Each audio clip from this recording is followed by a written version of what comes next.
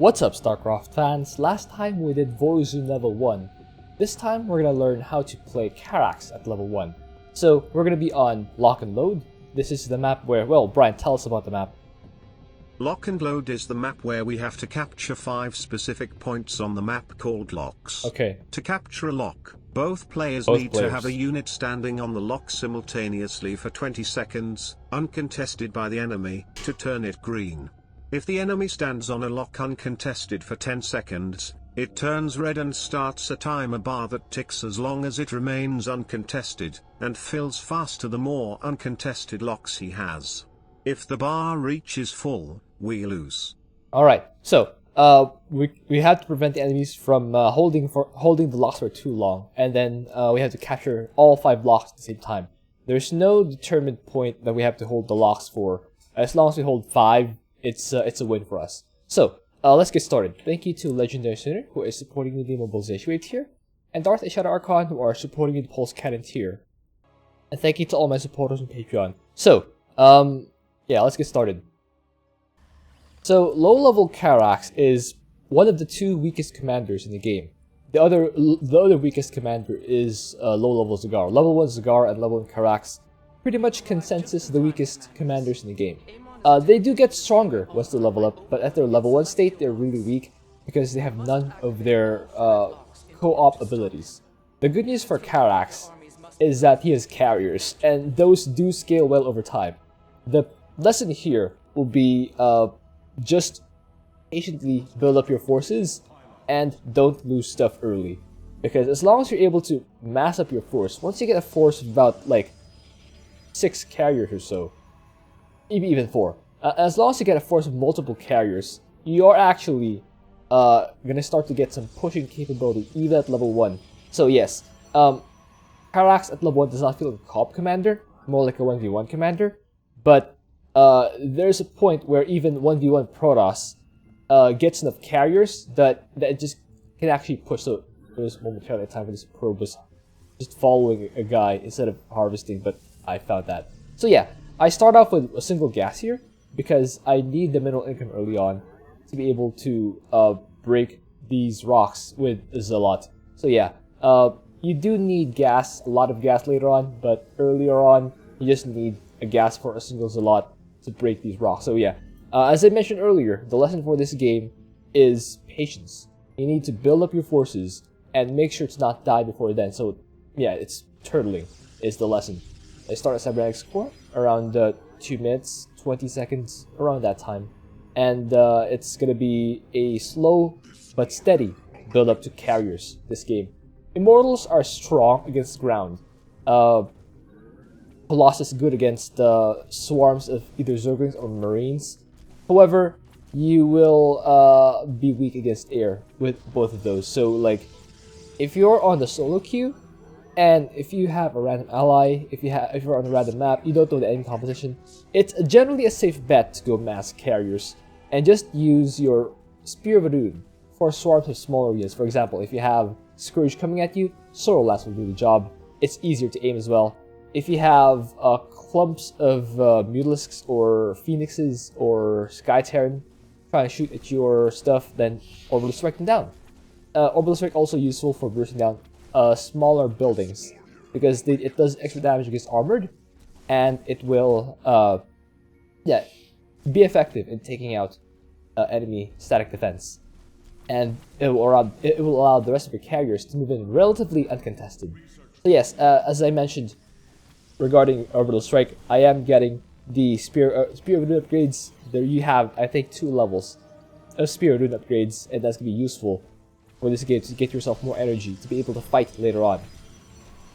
And see, so these if you look at the lower left corner of the screen, you can see that these 5 points are predetermined on the minimap. You can see the locks on the minimap. So this red dot will be the enemy force. Will capture this lock, and they will hold that. So once they hold that, it will start a timer on the top right of the screen. So this timer here will continue ticking as long as the enemy controls any lock. The more locks the enemy holds, the faster the bar will tick. So let's wait and have that bar show up. By the way, Stargate's already on the way. You can see, yeah. So this this spot on the minimap has turned red. You can see it's a red cross right now on the minimap, and the lock itself you can visibly see is red. So the bar has started. Our structure should now operate at a greater efficiency. So this is the lesson from level 1 Rainer, or this is the lesson for the Rainer video. As long as you have top bars, use them. Use them. Do not save them. I just use it right away so I can get more value. I can ramp up faster. So you can see my Zots are outnumbered, but I have orbital strike to burst them down. And micro. This is a lot back. That's the lesson from I think the Swan video. Just yeah, micro and control groups. So yeah, you can see, yeah, the bar is slowly moving. It's slowly moving. Once the red of this bar reaches all the way to the right end of the bar, we lose the game. So we're on a timer right now. We have to win the map before the bar turns completely red. The good news is we have a lot of time before that happens, but you can see that once the enemy captures this lock, there will be two arrows on this bar, meaning that the bar progression, the timer progression goes on the second speed. I'm not confirmed if this is twice as fast, but it's definitely on speed level 2. There we go. So I burst down this immortal, which is giving them an advantage in the fight. Yeah, so they all have to. By the way, I use this. I'm on the Maguro map, so I can do this. I can just take control of my ally. By the way, I do not control his income, just his probes. So the income that my allies gathered does not go to me. I just yeah, I'm able to control his workers. And the reason I'm doing that is so that I can, you know, capture the lock. As I mentioned earlier, it takes 2 allies standing on a lock at the same time to turn green and capture it. You can see at this point I still only have two units, 2 zealots, so I'm still gonna be heavily relying on my orbital strike and my top bars in general to hold off this force. You can see I try to chrono boost this carrier, but yeah, it's not gonna be in time, which means I do have to use this Solar Lance to fend off the enemy attack wave. I did take care of most of them. Unfortunately, I missed this one derp, which will take out my one Zealot, but fortunately I can just warp in another one. And that goes. So you can see the enemy's on the way to capturing a third one. The bar currently has 2 arrows, signifying that it's 2 levels of the timer filling up. You can see it is filling up faster. Once they capture the lock, it will fill up even faster than the previously. You can see, yeah, 3 bars. So, as I mentioned, you have to be patient. It's gonna look scary now that the enemy has 3 locks captured, but do not rush into it if you're Carax and your ally is not looking to push soon. Just build up, just make sure you have enough forces, and just make sure that you're building up, alright? There's building up, and there's sitting in your base doing nothing with your money. So you don't want to do the latter. That is playing bad. This one, I'm still actually making forces. I am still massing up. You can see I have 2 carriers on the way and plus 2 weapons. So that I am actually building. You can see my money is relatively low.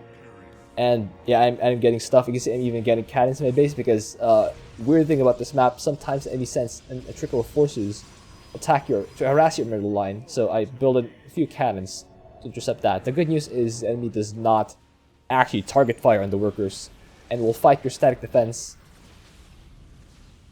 So just putting them here is good enough. They have 3 carriers, and I'm just patiently, slowly building up 11 minutes, 2 base. That's not going to get a lot of carriers fast, but it will get you carriers at a steady pace. Because the resources in co-op do not run out as fast as they do in 1v1. So you can sit on this base for, I think, 30 minutes, and you will not run out of money. I fight this. You can see I take an advantageous fight.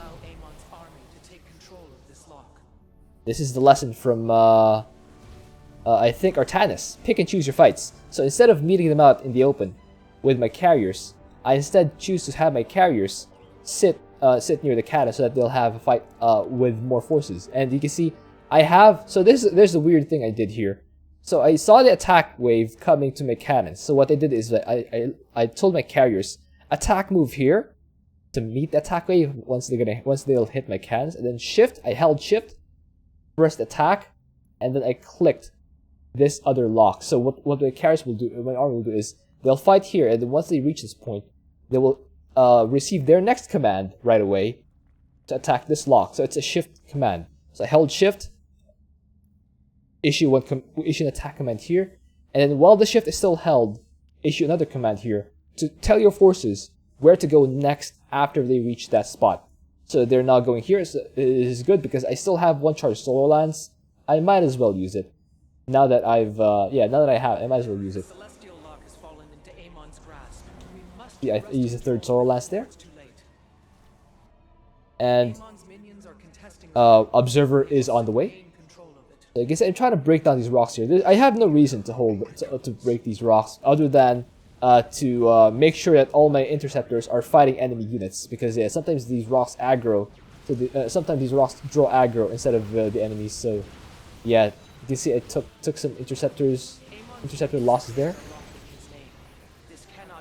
And again, use your top bar abilities to your advantage. This is the same lesson from Kerrigan.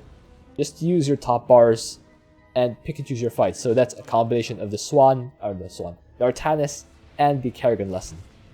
So you can see 5 carriers. This is decent enough to push out. I start with the central lock, the easiest one to capture. Build another cannon there or 2. You can see I'm floating minerals, so I'm using my minerals to put down cannons. This is the same lesson from Vorazun. So you can see that as time progresses, the lessons that you learn from one are applicable to another. And yeah, I'm just you can see that it's pushing on quintuple speed with all five locks being belongs to the enemy. But again, we had time. Just do it patiently. Don't rush into fights, because if you rush into fights, you will lose more units than you need to. So I'm just taking it like one lock at a time. Make sure that it's fully cleared so that you can send workers in to capture in peace. And again, so we have the first lock here. So we can see that both me and my ally have a worker standing on the lock, and once we have that for long enough, we will capture it. Again, top bar ability usage. So we take out that force. Even though our Carax are relatively out of position. Again, orbital strike. Use them. Use it. Don't save it. Just use it.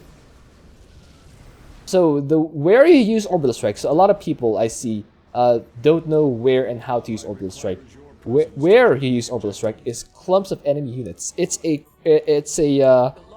spell that you use to burst down strong points of enemy defenses, not main objectives usually. There are times when you want to use it to fight main objectives, but most of the time you don't, because the orbital strike is too good to use on.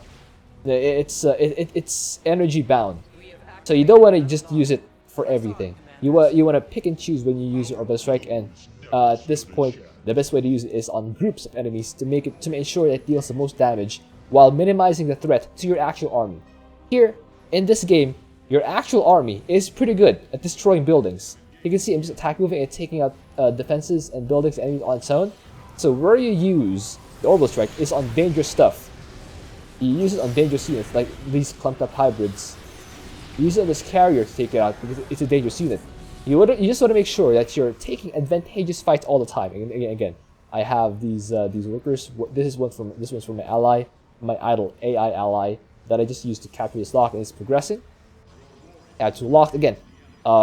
Cannons building. That's what I use my spare minerals on. All my spare minerals are going to cannons, and the gas is all going to carriers. And I have actually a decent force now of 10 carriers. 10 carriers is pretty decent. See on the attack wave, I just walk back here. Try not to waste all my Solar Lances. I still have it to charge. I use the third one over there, and that does take out a bunch of those and give my cannons a more advantageous fight against this attack wave. So I was gonna send my Carax back, but I realized, hey, just orbital strikes. I just need orbital strikes here, and my cannons will win the fight. And I did just have enough to give my cannons an advantageous fight that they can take and win. clear out this base. You can see the enemy already only has 2 locks remaining. I control the 3 closer ones, which is important. You have to control these 3 ones first, and make sure to have cannons in place to hold them, because the enemy will send forces to capture them. So you want to use all your spare minerals to build cannons on the lock that you do own. And your gas will go to stuff like upgrades and more carriers. See, we are capturing this lock, and the bar will go down to a singular one. There we go. So now, all that's left is capture this 1 lock remaining. There's another attack wave though, so yeah, I kind of split up my forces here. I run my probes to make sure they don't die, so I can just recapture what I need to. I also pull back my carrier force. It's a pretty strong force now. It's 15 carriers strong. Pretty good. So I'm pulling my carriers to the middle so they can take advantageous fights, or they can take fights in close proximity to where the enemy is. Take these out using the orbital strike, or at least weaken them, so that my carriers will have an easier fight. There we go. So the reason I pulled my carriers here is that so they can fight this one, and they don't have a lot of distance to scramble to get to this other one. So yeah, just choose your positioning. Pick and choose your fights. The lesson from Artanis. See, I burst down these phoenixes. Make them not a thing. I saw those Dark Templar moving over here, so I kind of have to run my my carriers after them, because they do deal a lot of damage. I take these out very nicely. Build some cannons here to make sure that I have stuff in place, because yeah, that did consume a bit of time, so the next wave will likely hit soon. So what I can do about that is build cannons in place. I've still been accruing minerals all this time, and now I can use those minerals to help defend these locks. I make cannons. I'll just keep building cannons. So we're at 75% overload, so that's a bit of an issue. But again, just keep being patient. Just keep being patient. Keep taking the advantageous fights. My army just gets stronger and stronger all the time. I'm not actually losing anything here. I'm not sure. I think I haven't lost any carriers, to be honest. And I'm just continuously gaining more and more power. I'm at 17 carriers, which is pretty strong. It takes a concerted. It takes a dedicated enemy force of anti-air, a strong enemy force of anti-air to take out that many carriers, and A1 just does not have that. So I'm able to push with impunity. So even though Carax level 1 is weak, if you're able to ramp up, if you're patient enough, and if you continue building, you can see this carrier count pretty much never stops increasing. The production tab never stops having carries on. It's just the lesson from level 1 Rainer. You just keep making, and patiently build up your forces until you have 18 carriers, 19 carriers at your disposal, and you're actually able to do stuff like taking out the bonus, because you have powered up enough that you have +3 carriers. So you notice I didn't get the armor or shield upgrades here. In 1v1, you have multiple bases. I think like Protoss players don't typically have 3 to 4 bases to work with when they're massing carriers, but with the gas income of 2 bases, I can only afford a single set of upgrades for my carriers, and the upgrade I chose is the attack, because the interceptors gain more power with attack upgrades, because each interceptor gets that buff. So each attack upgrade basically gives you +2 by 8. So 2 by 8 is 16. It basically gives you 16 attack per upgrade, and that's massive. 16 per upgrade is massive.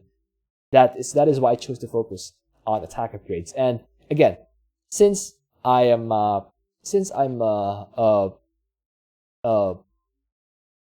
2 base, I can only get a single upgrade, and I chose to get that. So yeah, and since I'm a COP commander, I can use my top bars to protect my forces. I assume that I will not trade here. The armor upgrades are good if you're trading, or if you expect your force to get hit a lot. The only force that I expect to get hit here are the free interceptors. So I can spend my money on gas or on carriers and not upgrades. I just generally don't expect my carriers to get hit too much this game. If one takes too much damage, I just pull it back. So that the armor and shield upgrades are more of a waste of money here if you're going mass carriers and you're on 2 base. Because yeah, more carriers are better than armor upgraded carriers. Attack weapons are good for carriers. Armor upgrades not so much, especially since you can just micro them back and not lose any. And that's basically it. Hope you enjoyed that. Thank you for watching. If you have an idea of what else to do, please leave that in the comments. I'll see you guys next time for level 1 Avatar. And remember the lessons for this game. Be patient. When you're a really weak commander, you just need to build up your army. Never stop making your units. Never stop spending your money. Build your carriers, and once you get like a force of 5, you can push out on the map. Well, yeah, your 5th carrier will allow you to push on the map. For Carax in level 1, you can support 3 Stargates worth of production. Once you're done with upgrades. If you're still getting your money for upgrades, two Stargates is good. You can get your attack upgrades and your Spirit Rune upgrades alongside your 2 carrier production. Once your upgrades complete, you can add on the 3rd Stargate so you can support 3 carriers at a time production, and it will give you a decent pushing force as Carax. It won't be the fastest, it won't be the strongest, but it's slow and steady, and it'll eventually get you the win. And you can see it can solo this lock and load map, which can get annoying. But yeah, the attacks, I just use the Solar Lance, the Orbital Strikes, and the Photon Cannons that I spend my spare minerals on to fend off the attacks, while my carriers are still pretty much pushing on offense. I'll see you guys next time.